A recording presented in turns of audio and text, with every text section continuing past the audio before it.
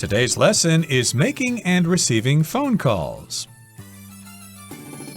Hi, everybody. I'm Roger. And I'm Helen. And today we've got some situational dialogues which involve using the telephone. You might make phone calls and you might receive phone calls from someone else.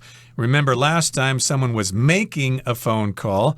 That was Daniel. He witnessed an accident and he called emergency services because he thought the pedestrian was injured and needed an ambulance. He was making the phone call. And in the second part of our lesson last time, someone was calling customer service because they had a little problem with their address. Remember, Grace entered the wrong address when she placed the order online, and she told Craig, the customer service representative, to correct that information. Right, so both these situations are pretty much considered formal phone calls. They're not phone calls to people you know, to your friends, to your family members. And while the first phone call might be a bit unusual, and hopefully nobody really in their lifetime will need to make such a call, the second one is more common. It's more common to have to call a customer service representative about something, to ask a question or to make a complaint, to correct a mistake. But hopefully no one will ever have to call an emergency services dispatcher because they saw an accident or because they were involved in an accident themselves. Okay, so we're going to continue with this theme of making and receiving phone calls. In today's lesson, someone is calling Daniel. An insurance agent is calling Daniel, so he is receiving a phone call from an insurance agent. And we've also got Grace here. Remember Grace from last time? She is now receiving a phone call from someone who wants to arrange a job interview for her. So that sounds like good news. She might get herself a new job with a high salary. But let's move on to conversation 3 here and listen to the conversation between the insurance agent and Daniel. 3. A call from an insurance agent. A call from his insurance agent interrupts Daniel while he's working. Hello, Daniel speaking. Hi, Daniel. This is Sarah, your insurance agent. I'm calling to let you know that one of your insurance policies is due for review. Do you have some time to discuss it? Sorry, but I'm really busy at the moment. Can you email me the policy first? Sure. Could you confirm your email address? It's daniel321@email.com. I'll get back to you after I've reviewed it. Thanks, Daniel. Take your time. Have a great day.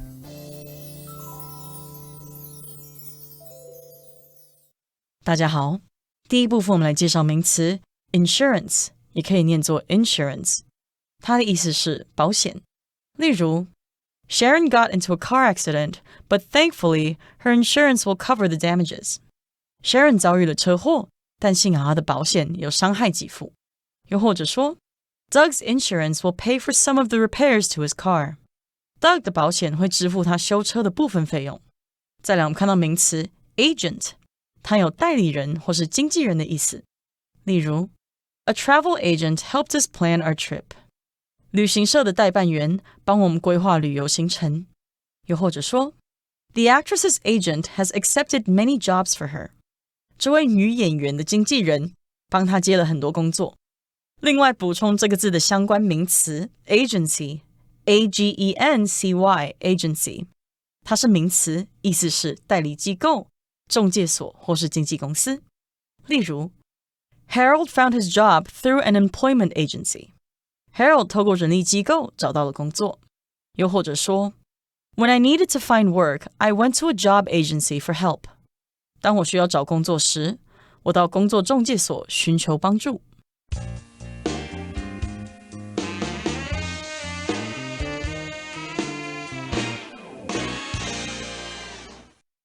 So the first dialogue is called A Call from an Insurance Agent, and it takes place between an insurance agent and Daniel.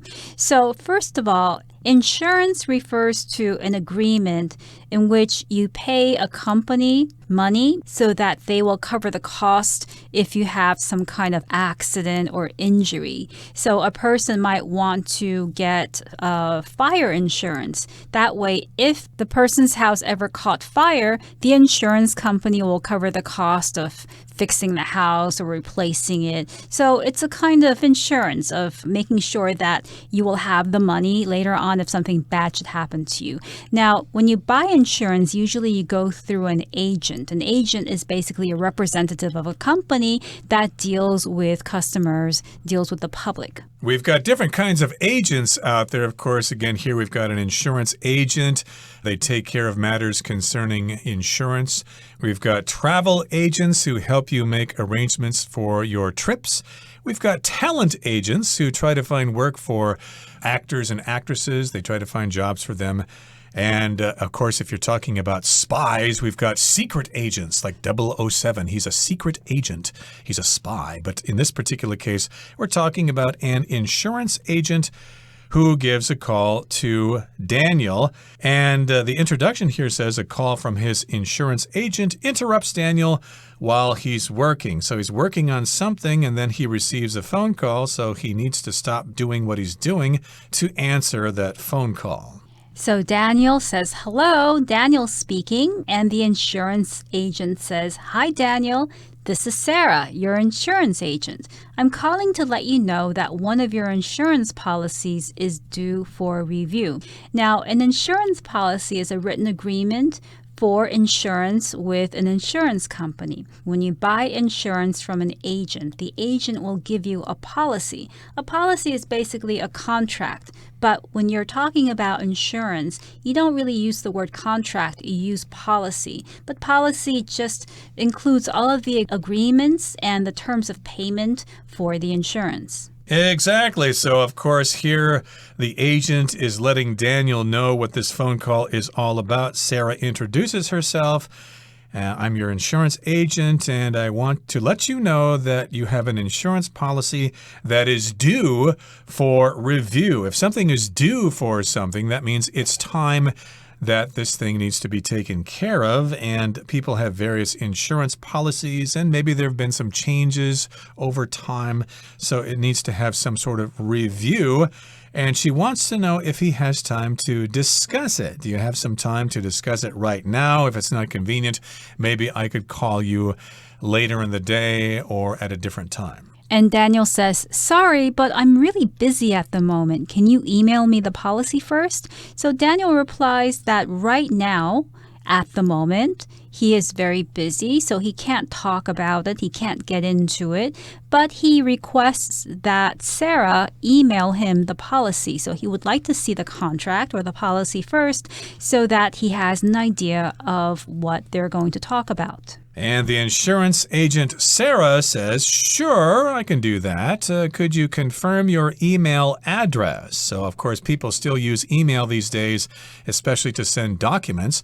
It's probably kind of inconvenient to send documents with Line or whatever. People do it. I've received documents via Line, but of course, if you're working at a PC, a personal computer, it's probably best to receive email, and you can read the documents better that way.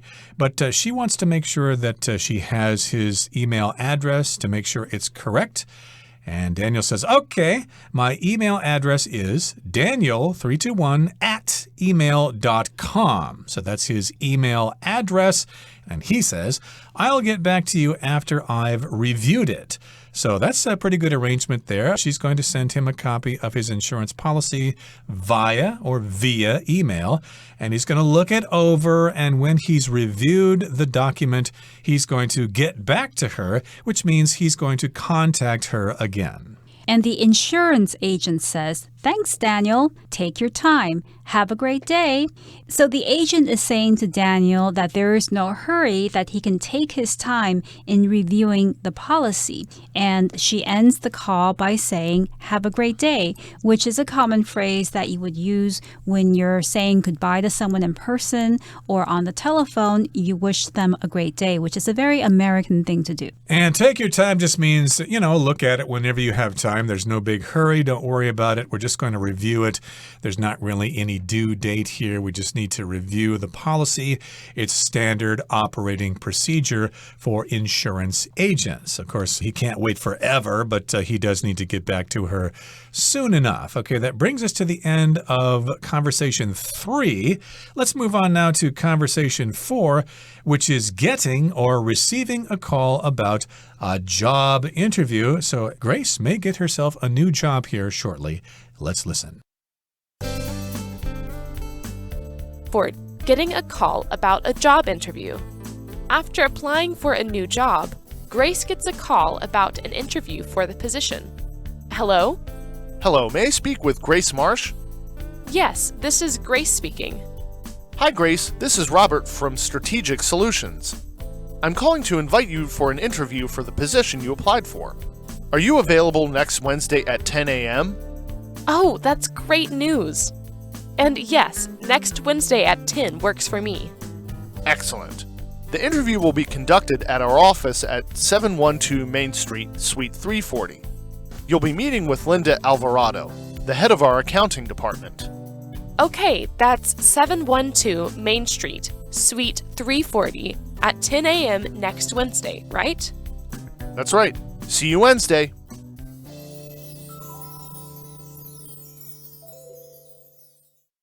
第二部分我们看到单字 strategic， 它是形容词，指的是策略的、战略性的。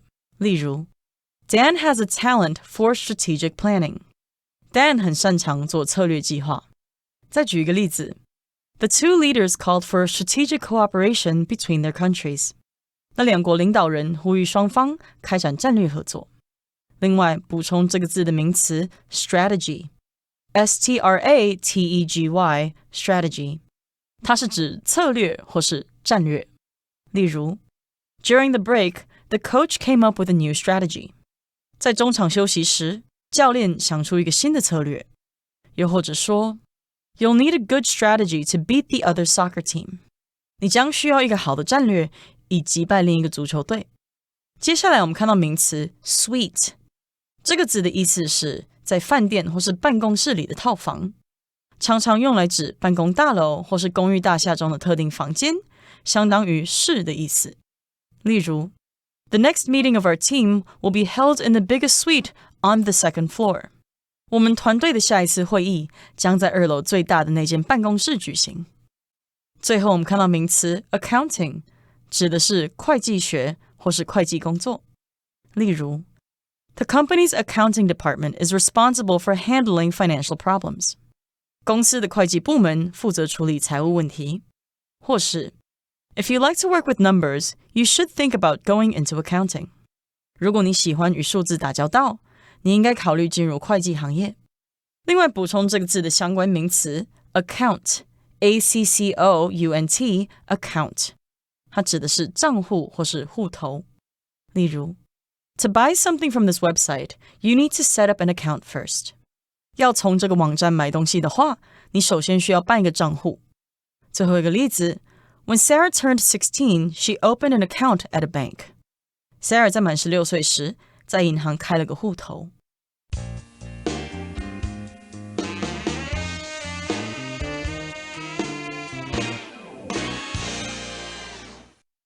So the fourth dialogue is titled Getting a Call About a Job Interview, and it takes place between Grace and a human resources manager.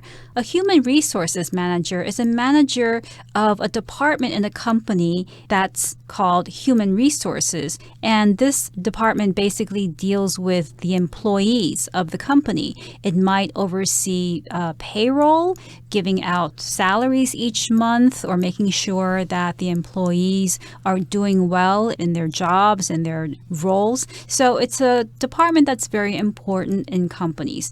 And Grace receives a call from the manager of human resources of a company that she applied for a job for. And Grace says, hello. And the human resources manager says, hello, may I speak with Grace Marsh? Right, so remember when you answer the telephone, there are different ways to do so. If you're at home and you answer the telephone, it's probably okay to just say hello. But if you're working for a different company, or if you're working for a company, like if you work for a restaurant or something like that, when you answer the phone, it's probably too informal to just say hello. You probably need to say other things like, good evening, this is the pizza restaurant. How may I help you today? That's probably something that they're taught to say when they answer the telephone. But Grace here, I guess, is at home, and she just says, hello, Wei, as you say here in Taiwan. And the human resources manager says, hello. May I speak with Grace Marsh? Of course, the resource manager here is being very polite. May I speak with Grace Marsh? Sometimes if you're informal, you may say, yeah, is John there? I need to talk to him. He was supposed to meet me at the gym. We were supposed to play basketball, but he hasn't shown up yet. When is he going to show up? When is he going to come? But that's more informal. This is a formal phone call, so the human resources manager says, may I speak with Grace Marsh? Yes, another way of replying to hello would be stating who you are as well. So instead of only saying, may I speak with so-and-so, may I speak with John, Martin, or Grace Marsh, you could say, may I speak with Grace Marsh? I am such and such person, because you might want to let the person know who you are first before asking them who they are, because you're the one who made the call. And of course, here Grace says, yes, this is Grace speaking. I'm Grace Marsh. And here Robert, the human resources manager, says, hi, Grace. This is Robert from Strategic Solutions. I'm calling to invite you for an interview for the position you applied for. Are you available next Wednesday at 10 o'clock a.m.? So that's the name of the company here, Strategic Solutions. Strategic here means having to do with strategy, which is a special plan that you use to achieve some sort of goal. If you're trying to play some kind of board game like Go or chess or something like that, you need to have a good strategy in order to win the game. You need to think ahead. You need to imagine all the possible moves in the future. And you can't just make one move at a time. You need to have a strategy or an overall plan. And again, strategic is the adjective form here. Right. So this company sounds like it deals with services instead of products. It might offer solutions, strategic solutions to problems that people might have. But in any case, the human resources manager calls Grace. Evidently, Grace had applied for a job at this company. So the manager says, I'm calling to invite you for an interview for the position. Are you available? And Grace says, oh, that's great news. She's really happy that they actually called her back. Maybe she was wondering, did I get the job? Am I going to have the opportunity to get an interview? And Grace says, yes, next Wednesday at 10 works for me. So she's replying to the manager's question about whether she's available Wednesday at 10 a.m. And Grace says, yes, next Wednesday at 10 works for me. So they must have been impressed with her application. Remember, she applied for a job. She probably sent them a resume and a cover letter, and she also filled out the application form. They read it over and they thought she was qualified for the job, or at least she was qualified for an interview. So they're going to schedule an interview with her, and she says, great. That's a convenient time for me, Wednesday at 10 a.m. And here Robert says, excellent. The interview will be conducted at our office at 712 Main Street, Suite 340. So yes, indeed, Robert, the human resources manager, needs to provide this information to Grace. Yes, it will be conducted, or the interview will be held at our office. And here's the address. It's 712 Main Street, Suite 340. Now here, suite does not refer to how sugary something tastes. Like, oh, the candy was very sweet, or the cake was very sweet. No, this is a different spelling, S-U-I-T-E, that refers to a group of rooms that are joined together. Yes, you can also talk about the master suite or the presidential suite in a hotel, which is basically a set of connected rooms in a hotel, or you could also consider a suite to be an upgrade, a bigger room than your usual hotel room. And this interview is going to be conducted in suite 340, and Robert tells Grace that she's going to be talking with a particular person. He says, "You'll be meeting with Linda Alvarado, the head of our accounting department." So now we learn that Grace had applied for a job in the accounting department. Accounting refers to a job of keeping or examining the records of money that has been paid, owed, received by a company or a person. So somebody who works in an accounting department might be an accountant. Exactly. So, of course, lots of people are accountants out there, and I understand it can be quite a lucrative career, although you need to be good with numbers and keeping records, and you need to be detail-oriented. And Grace says, okay. She wants to confirm the address, so she says that's 712 Main Street, Suite 340 at 10 a.m. next Wednesday, right? So, again, if people are giving you information over the phone, you need to make sure that you received the information correctly in order to avoid misunderstandings in the future. So it looks like she's got all the information correct here, and she's ready for that job interview, and we wish her the best of luck. Yes, and the human resources manager replies, "That's right. See you Wednesday." So Grace has gotten the address correct as well as the time, and the human resources manager reassures her that they will have the meeting next Wednesday, and he replies, "See you Wednesday," which is what you might say to end the call on a light note. Right. So again, we wish her the best of luck, and it seems like Grace will receive her tea set in the mail shortly. And if she gets the job, she'll be able to make a pot of tea for herself to celebrate her new job. Okay, that brings us to the end of our lesson for today. Let's listen now to Henny.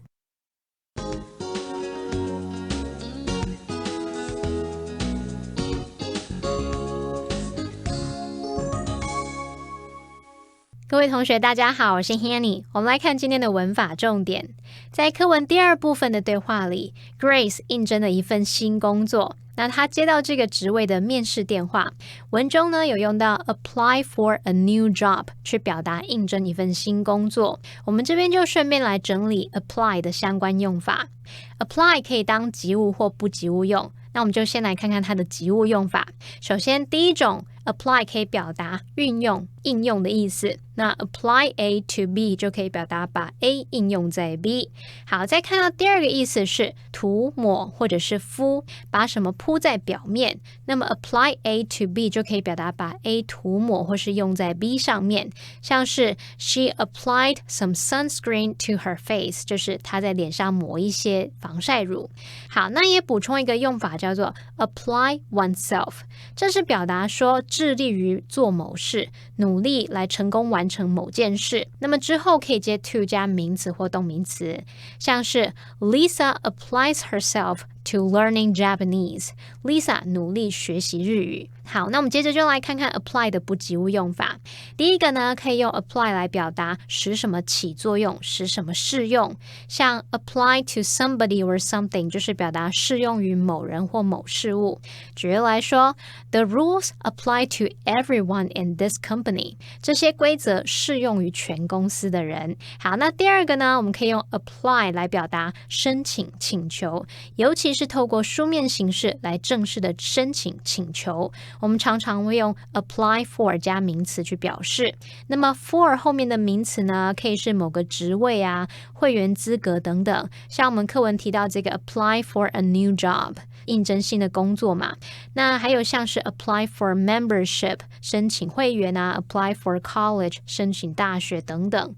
如果我们是用 apply to 加名词，这则是表达向某个机关单位来申请应征，所以我们用 apply to 跟刚刚这个 apply for 做结合，我们就可以使用 apply to 加上单位或机构， for 加上名词去表达向某个单位或机构来申请某事物。举例来说 They applied to the bank for a loan， 他们向银行申请贷款。好，再补充一个用法是 apply to 加动词。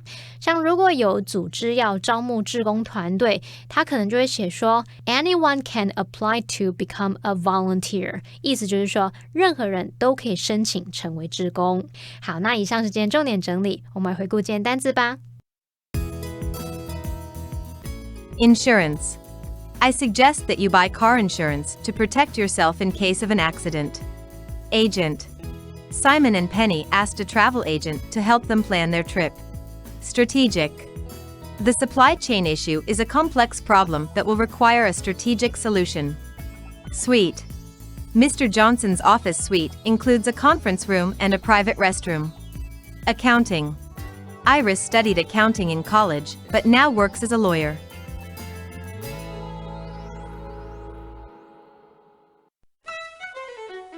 Well, everyone, today's article has come to an end, and I sure hope you enjoy reading along with us. I am Helen. I am Roger. See you next time.